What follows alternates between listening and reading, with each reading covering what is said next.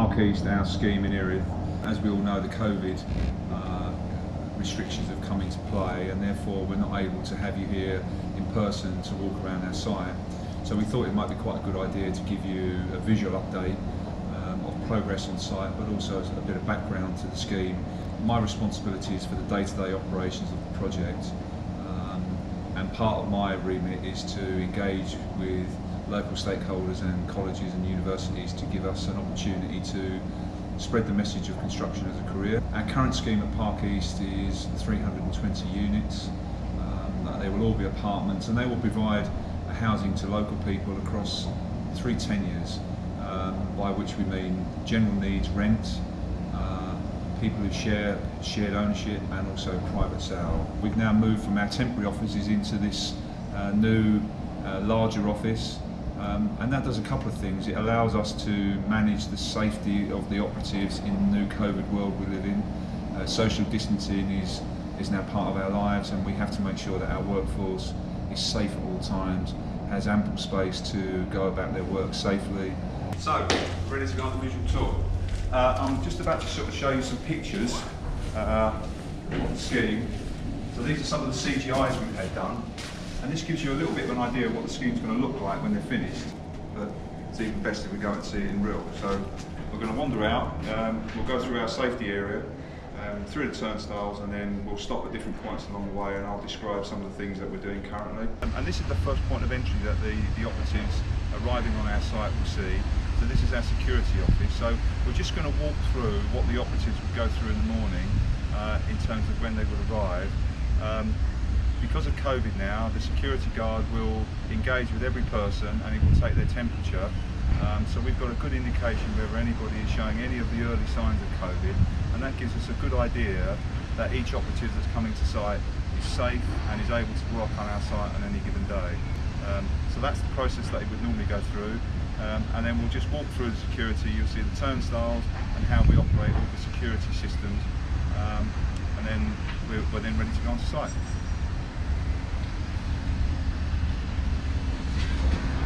So each operative will be recording on our safety system. This is our security office. So each operative is on the system.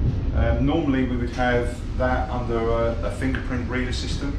So we're having to change and adapt that slightly in the current situation we're in, because we can't use the contact points that we would normally. So we're having to change and adapt that in some way. But each operative is checked every morning when they come through. So they will come through this office and then they'll be into the welfare facility. So this is the route that most of the operatives would come. Again, as we said before, we're trying to provide a big open space for the operatives to be able to engage, walk around safely, and this is the area they would come in. So we will have full canteen here, so that will be cooked meals in the morning when we're allowed to do so and it's safe, and that allows the guys to come a little bit earlier. So we have to stagger breaks. So with the risk on public transport at the moment, we're allowing operatives to come much earlier in the morning, and give them facilities that they can have before they start their work. Generally our working hours are 8 till 6. There is some flexibility on that now because of COVID, and we are having to adapt our profile of how we do things in work. But generally this is the sort of area that we're now providing for the operatives. Table tennis table that they can, so when they lunch break they can play table tennis, and a lot of other things that we do for them for mental health and well-being. It's quite a good environment, so we expect a lot of our operatives in terms of how they work hard each day. I think it's important that we provide them good facilities that they can do the best job they possibly can. So we're just about to go onto site now, so we'll go through the turnstiles and I'll meet you on the other side. So each operative, once they're on the security system, will come through the turnstile. That gives us a real control over who's onto site. So from a safety point of view, before any of the operatives would come through the turnstile, they would have a full site induction, including a briefing on their risk assessment and method statement. So some of the activities we're doing are in the ground. So you can see the machine behind me is what we call the CFA piling. So this is a large machine, what we call a rig, and it essentially drills a corkscrew into the ground. And you can see the operation. It drills a column of concrete into the ground. You see the gentleman pushing what we call rebar, so it's a metal cage that goes in the ground. A large pile of what we call 6F2, and that is what you're looking at there is the original buildings, completely crushed. So all of the demolished buildings, we basically take that, we put it through a crusher, and we save all of that material on site. We then use it for everything we're standing on underneath roads. So from a recycling point of view, we recycle all of the original buildings. So all of them are crushed, and we keep all of that material on site. That does a couple of things. It stops lots of lorries using the local network. It prevents environmental risk in terms of us sending materials on site. But more importantly, it saves us a lot of money because we can use that material on site for other activities. So it's a true recycling sense. So one of the really important parts of the site safety is segregation of plant and operatives. So we have to put a lot of effort and resource into making sure that when the operatives leave the safe environment of the welfare facility, they're going onto site. So once they go through the turnstile and they're working on site, it becomes a much more dangerous area for them, and we have to be really clear that they are segregated from the operation. So you can see some of the operations we've just gone through in terms of CFA piling and the large machine. They are working very close to where operatives are coming onto site, but because of the segregation, we are clear that the operatives are in a safe zone. They have to wear PPE, so they are now on site. They follow the rules of PPE on the site, and we're now going to just go through the route that the operatives would take, and then we'll get down to some of the main activities.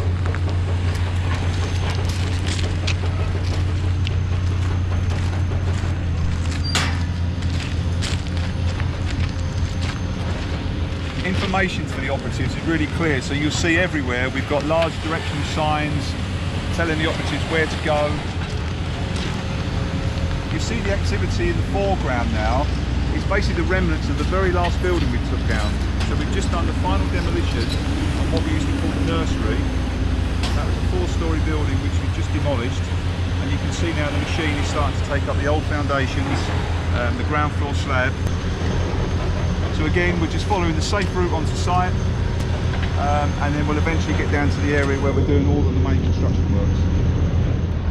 So as you can see, we've moved from the welfare, we've gone through the first stages of getting onto site, and now you can get a sense of how big the site is. So there's lots of areas from the office accommodation and the welfare all the way around, so you start to see how large the site is. We try to break it up into sections of areas for different activities. So we've got CFA piling, we've got the central logistics area in the middle of the site where we bring lorries in and turn them round, always providing safe access to those various areas through the various walkways, and you can see that with all the metal barriers and crossing points that we have.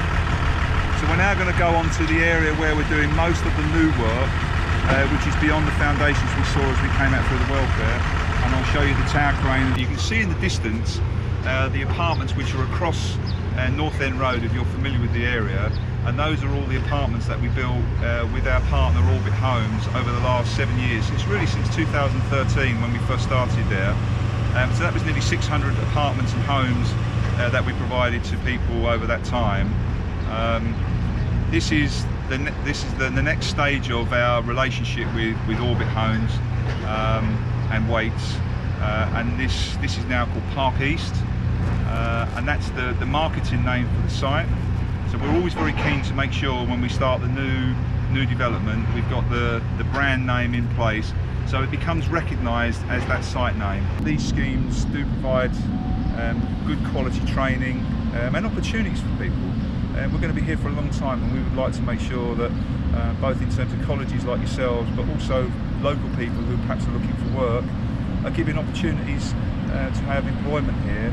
And I think that's super important that we do that, to make sure that people have got a real opportunity, because we don't do this very often in terms of large regeneration, and this is really what it is, both in terms of Park East and Erith Park. This is a regeneration of an area that's been neglected for many years.